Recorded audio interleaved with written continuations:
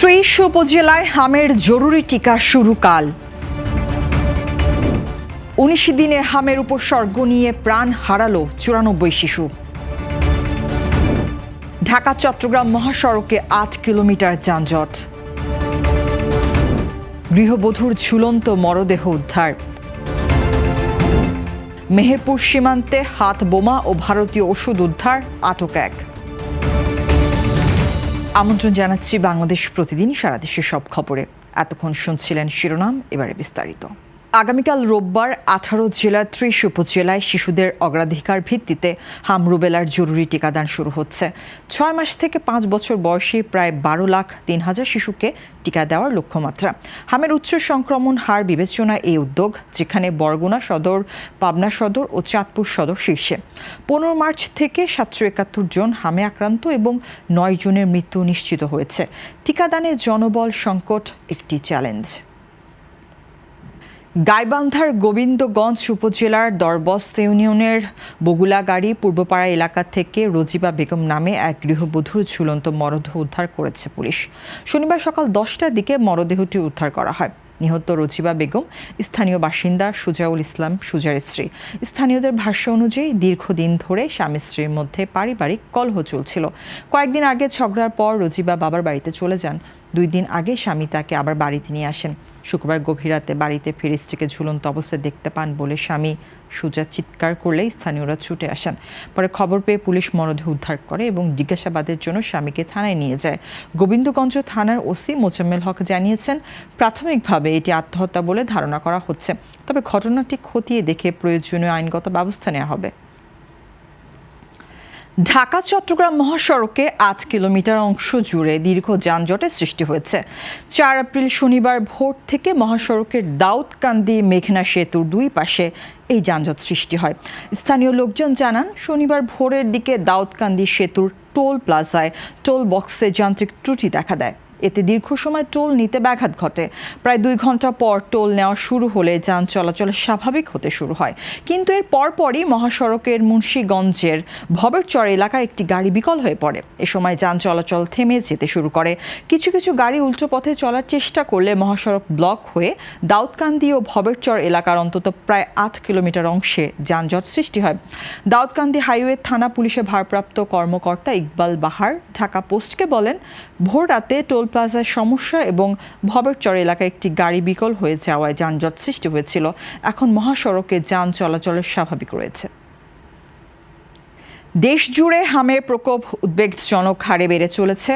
স্বাস্থ্য অধিদপ্তরের সর্বশেষ তথ্যে গত ১৯ দিনে হামের উপসর্গ নিয়ে ৯৪ শিশুর মৃত্যু হয়েছে। একই সময় সারা দেশে ৫,৭৯২ জন শিশু হাসপাতালে ভর্তি হয়েছে, যার মধ্যে ৭৭১ জনের হাম শনাক্ত হয়েছে। গত ২৪ ঘন্টায় রাজধানী সহ বিভিন্ন জেলায় আরও ৯৪৭ শিশু হামের উপসর্গ নিয়ে হাসপাতালে ভর্তি হয়েছে এবং ৩ থেকে ৪ শিশু মৃত্যুর খবর পাওয়া গেছে। চট্টগ্রাম, কক্সবাজার, চাঁপাইনবাবগঞ্জ ও রাজশাহী অঞ্চলে পরিস্থিতি আরও উদ্বেগজনক হয়ে উঠেছে। চাঁপাইনবাবগঞ্জ জেলা হাসপাতালে বর্তমানে ৪৬ শিশু চিকিৎসাধীন রয়েছে, আর গত ৩ মাসে সেখানে ৭ শিশুর মৃত্যু হয়েছে। রাজশাহী মেডিকেল কলেজ হাসপাতালে গত ২৪ ঘন্টায় হামে আক্রান্ত হয়ে ৩ শিশুর মৃত্যু হয়েছে।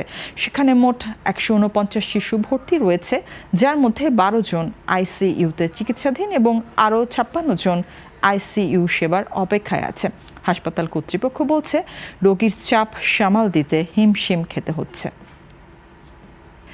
মেহেরপুরের গাংনী উপজেলার ধলা ও কাথুলি সীমান্ত এলাকায় অভিযান চালিয়ে ২টি হাতবোমা, ৯ বোতল ভারতীয় মদ এবং ১,০০০ পিস সিপ্রোহেপটাডিন ট্যাবলেট উদ্ধার করেছে বিজিবি।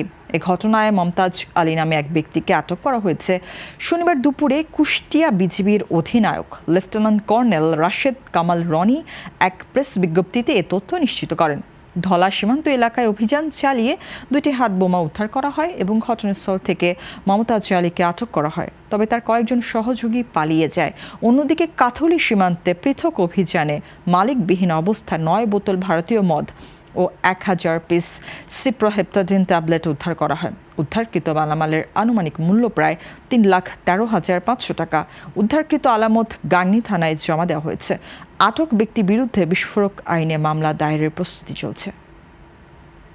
নোয়াখালীর দ্বীপ উপজেলা হাতিয়ার দীর্ঘদিনের নৌযান ও ফেরি সংকট নিরসনে উদ্যোগ নিয়েছে সরকার। শনিবার সকালে নলছিড়া চৌঘাট এলাকা পরিদর্শনে গিয়ে নৌ পরিবহন প্রতিমন্ত্রী রাজীব আহসান জানিয়েছেন, আসন্ন ঈদুল আজহার আগে একটি নতুন ফেরি যুক্ত করার চেষ্টা চলছে। হাতিয়ার মানুষের নিরাপদ ও সহজ যাতায়াত নিশ্চিত করতে দুই পাশে ফেরিঘাট আরও প্রশস্ত করা হবে। পাশাপাশি ঘাটের র্যাম্প উন্নয়ন, নদীর নাব্যতা ঠিক রাখতে নিয়মিত ড্রেজিং এবং নদী তীর সংরক্ষণে পানি উন্নয়ন বোর্ডের সঙ্গে সমন্বিতভাবে কাজ চলছে। প্রতিমন্ত্রী আরও বলেন, দলমত নির্বিশেষে সকল মানুষের উন্নয়ন নিশ্চিত করাই সরকারের লক্ষ্য। উপকূলীয় ও দুর্গম অঞ্চলে যোগাযোগ ব্যবস্থা উন্নয়নে দীর্ঘমেয়াদী পরিকল্পনাও নেওয়া হয়েছে। নতুন ফেরি যুক্ত হলে যাত্রী ও যানবাহন পারাপারে দীর্ঘদিনের ভোগান্তি অনেকটাই কমবে বলে আশা করা হচ্ছে। এ সময় BIWTA chairman rear admiral Arif Ahmed Mostafa ও মন্ত্রণালয়ের সচিব ডক্টর নুরুন নাহার চৌধুরী উপস্থিত ছিলেন। মুন্সিগঞ্জের গজারিয়া উপজেলার ট্যাঙ্গারচর ইউনিয়নের বড় ভাটেরচর গ্রামে পুলিশের উপস্থিতিতে দুই পক্ষের সংঘর্ষে নারীসহ অন্তত 15 জন আহত হয়েছেন। স্থানীয় সূত্রে জানা গেছে, বৃহস্পতিবার রাতে মারধরের একটি ঘটনাকে কেন্দ্র করে শুক্রবার বিকেলে গজারিয়া থানার SI ফিরোজ মিয়া নেতৃত্বে পুলিশ তদন্তে গেলে বাদী ও বিবাদী পক্ষের মধ্যে বাকবিতণ্ডা শুরু হয়। এক পর্যায়ে তা সংঘর্ষের রূপ নেয়। এতে উভয় পক্ষের অন্তত 15 জন আহত হন। আহতদের মধ্যে কয়েকজনকে উপজেলা স্বাস্থ্য কমপ্লেক্স সহ স্থানীয় বিভিন্ন ক্লিনিকে চিকিৎসা দেওয়া হয়েছে। রাত 8টার দিকে 5 জনকে হাসপাতালে নেওয়া হলে প্রাথমিক চিকিৎসা শেষে ছেড়ে দেওয়া হয়। ঘটনাস্থলে থাকা SI ফিরোজ মিয়া জানান, তদন্ত চলাকালে হঠাৎ দুই পক্ষের মধ্যে উত্তেজনা তৈরি হলে পুলিশ দ্রুত হস্তক্ষেপ করে পরিস্থিতি নিয়ন্ত্রণে আনে। গজারিয়া থানার OC মোহাম্মদ হোসেন আলী বলেন, বর্তমানে পরিস্থিতি পুলিশের নিয়ন্ত্রণে রয়েছে।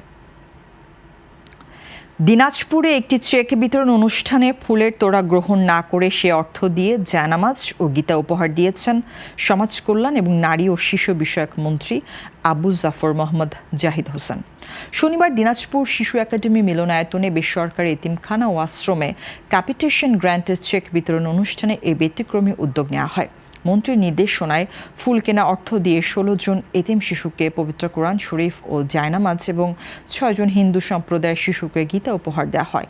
এদিন জেলার 106টি বেসরকারি এতিমখানা ও আশ্রমের মাঝে মোট 3,62,88,000 টাকার চেক বিতরণ করা হয়।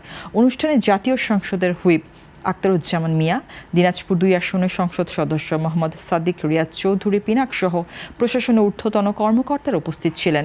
এই উদ্যোগকে উপস্থিত সবাই ব্যতিক্রমী ও মানবিক পদক্ষেপ হিসেবে স্বাগত জানান। দিনাজপুরের বীরগঞ্জে একটি বেসরকারি ক্লিনিকে সিজারিয়ান অস্ত্রোপচারের সময় সমেজা খাতুন নামে এক প্রসূতির মৃত্যুর অভিযোগ উঠেছে। এ ঘটনায় বিক্ষুব্ধ স্বজন স্থানীয়রা ক্লিনিকে হামলা চালিয়ে ভাঙচুর করেন। পৌর শহরের পোস্ট অফিস মোড় এলাকায় অবস্থিত বীরগঞ্জ ক্লিনিক অ্যান্ড ডায়াগনস্টিক্স সেন্টারে এ ঘটনা ঘটে। পরে উত্তেজিত জনতা ক্লিনিকের সামনে আগুন জ্বালিয়ে বিক্ষোভ করেন। খবর পেয়ে পুলিশ ঘটনাস্থলে গিয়ে পরিস্থিতি নিয়ন্ত্রণে আনে। নিহতের পরিবারের অভিযোগ, অস্ত্রোপচারের সময় অতিরিক্ত রক্তক্ষরণ সহ জটিলতা দেখা দিলে ভুল চিকিৎসার কারণে সমেজা খাতুনের মৃত্যু হয়। ঘটনার পর ক্লিনিক মালিক ও স্টাফরা পলাতক রয়েছেন। উপজেলার সহকারী কমিশনার দীপঙ্কর বর্মন ক্লিনিকটি সিলগালা করে দেন। বীরগঞ্জ থানার OC মোহাম্মদ সাইফুল ইসলাম জানিয়েছেন, অভিযোগ পেলে তদন্ত করে আইনগত ব্যবস্থা নেওয়া হবে। দর্শক, এই ছিল এখনকার মতো সংবাদ। এতক্ষণ সঙ্গে থাকার জন্য ধন্যবাদ। পরবর্তী বুলেটিন দেখতে চোখ রাখুন বাংলাদেশ প্রতিদিনের ফেসবুক পেজ ও ইউটিউব চ্যানেলে।